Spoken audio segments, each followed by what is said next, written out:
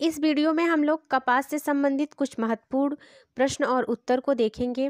जैसे कि कपास की बात की जाए तो कपास एक वानस्पतिक फाइबर है और इस वीडियो में हम लोग एनईपी के अनुसार जो कपास के बारे में लिखा गया है उसके बारे में पढ़ेंगे। तो चलिए स्टार्ट सबसे पहले बात की जाए तो कपास कैसा रेशा है, तो कपास एक वानस्पतिक रेशा है और कपास का उद्गम स्थान यानी कि कपास का जन्मदाता कौन सा देश है, तो आपका भारत है।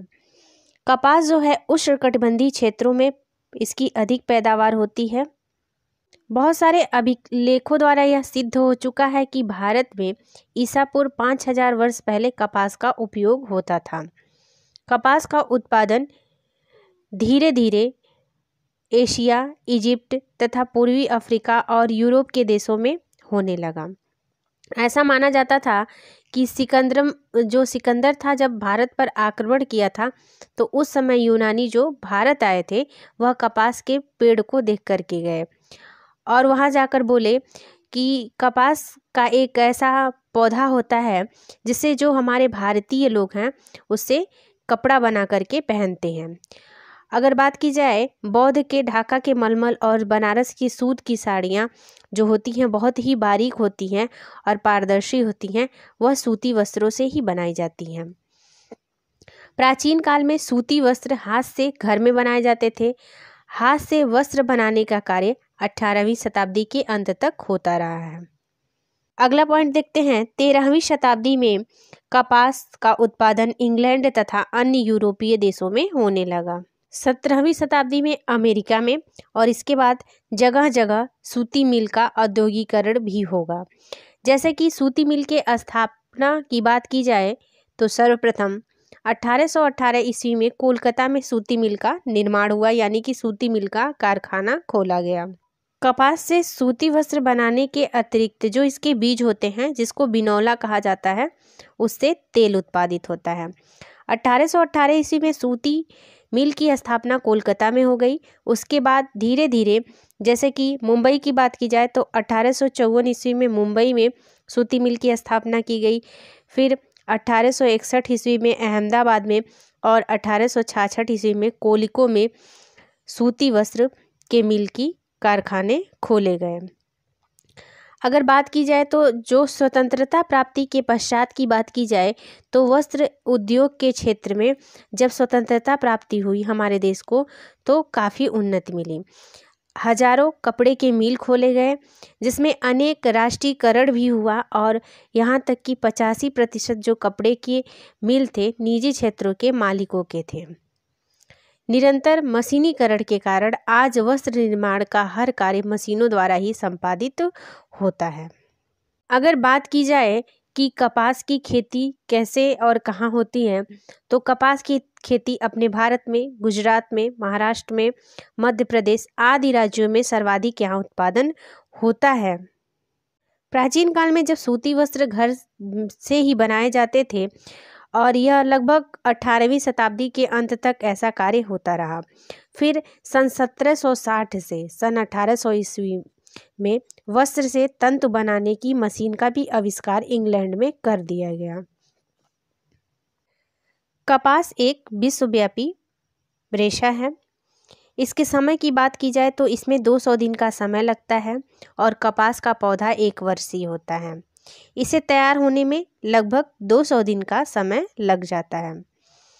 कपास की जो टहनी होती है उसमें 3 से 5 कलियां होती हैं। कपास का जो पौधा होता है वो 3 प्रकार का होता है। बड़ा पौधा, मध्यम वर्ग का पौधा और छोटे छोटे झाड़ियों के रूप में। यह उष्णकटिबंधीय प्रदेशों में पैदा होता है। यदि ज़मीन में नमक या गोबर इसमें डाला जाए तो ज़्यादा उपजाऊ कपास होता है।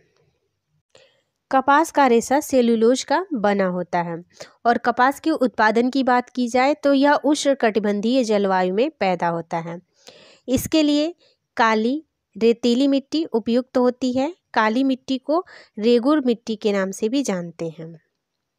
कपास की खेती के लिए 12 इंच से 15 इंच तक बरसात की आवश्यकता होती है और जो क्षार युक्त भूमि होती है उसमें लंबे रेशे वाले कपास उत्पादित होते हैं।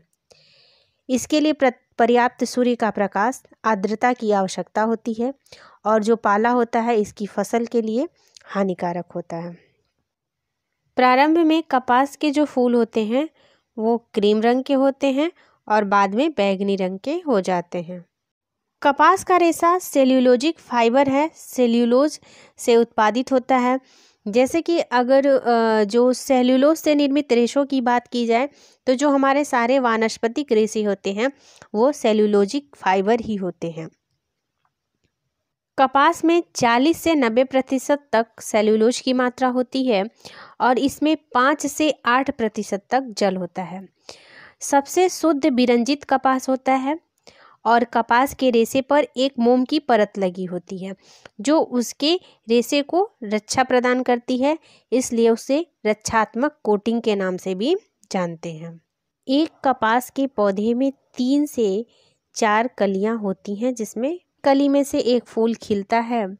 ये फूल कपास के किस्म के अनुरूप नीले, क्रीम रंग के, सफ़ेद रंग के, लाल रंग के, सुनहरे रंग के होते हैं। प्रारंभ में कपास का फूल क्रीम कलर का होता है और बाद में वो बैंगनी कलर का हो जाता है। जब इसका फूल झड़ जाता है तो कोए निकल आते हैं। इसी कोए के भीतर कपास का रेशा, बीज चारों तरफ से लिपटा हुआ होता है। एक कोया जिसे पॉट्स के नाम से जानते हैं, 1/3 भाग कपास और 2/3 भाग बीज जिसे बिनौला या सीड्स कहते हैं होता है इसमें। इस समय तक कपास अपने पूर्ण पौधे की लंबाई प्राप्त कर लेता है। लंबाई की बात की जाए तो 5 से 6 फीट यह लंबा होता है। चलिए अब जानते हैं कि कपास का जो रेशा होता है उसकी लंबाई कितनी होती है। कपास का जो रेशा है वह एक स्टेपल फाइबर है, यानी कि छोटा रेशा है। इसकी बात की जाए तो 2 से 2.5 इंच इसकी लंबाई होती है और सर्वाधिक लंबा रेशा रेशम का माना जाता है जो कि हमारे जंतु जगत से प्राप्त होता है और यह एक प्रोटीन रेशा है। भारतीय कपास की बात की जाए तो 2 से 2.5 इंच तक होता है और अमेरिकी कपास की बात की जाए तो वह 3 इंच का होता है और मिस्र में उत्पादित होने वाला कपास 4 इंच का होता है और समुद्री आइसलैंड में पैदा होने वाला कपास 4.5 इंच का होता है। इसको देखने से यह पता चलता है कि जो समुद्री आइसलैंड है वहाँ का कपास अच्छे किस्म का होता है क्योंकि उसकी लंबाई 4.5 इंच तक होती है। अपने भारतवर्ष में कई प्रकार की कपास की किस्में पाई जाती हैं, जैसे कि कोमठा कपास, हिंगमन घाट कपास, अमरावती कपास, भोज कपास, फ्रीनी घाटी कपास। कई तरह की यहाँ किस्में पाई जाती हैं कपास की, जिनकी अलग अलग विशेषताएं होती हैं। जैसे कि सूती वस्त्रों के निर्माण की प्रक्रिया की बात की जाए तो सबसे पहले कपास के कोए को एकत्र किया जाता है, फिर उसका बिनौला निकाला जाता है जिसे इंग्लिश में गिनिंग प्रोसेस के नाम से जानते हैं। फिर कपास में जो गंदगी वगैरह, रेशे, धूल, पत्ते आदि लग जाते हैं उनकी अशुद्धियों को हटाया जाता है। फिर उसके बाद गांठ बांधा जाता है। गांठ बांध करके एक उसको टाट में लपेट कर लोहे की पत्तियों में कसा जाता है। फिर गांठों को खोला जाता है। खोलने के बाद रुई की धुनाई की जाती है जिसे कॉर्डिंग प्रोसेस कहते हैं और धुनाई करने के बाद उसे कंघी किया जाता है जिसे कॉम्बिंग कहा जाता है। कंघी इसलिए किया जाता है कि जो छोटे रेशे हों वह अलग निकल जाएं और बड़े रेशे समानांतर हो जाएं। फिर पोनी किया जाता है और पोनी करने के बाद इसको फिर कताई कर ली जाती है। कताई करने के बाद इसकी बुनाई कर ली जाती है। बुनाई करने के बाद इसकी परिष्कृतियाँ की जाती हैं, जैसे कि माड़ी वगैरह इसमें लगाया जाता है, सैनिटाइजिंग परिचर्या, मर्सराइजिंग परिचर्या की जाती है और सबसे लास्ट में उसकी रंगाई और छपाई कर दी जाती है। जिस कलर डिज़ाइन में उनमें रंगना होता है उस कलर और डिज़ाइन में उसको रंग करके तैयार कर लिया जाता है।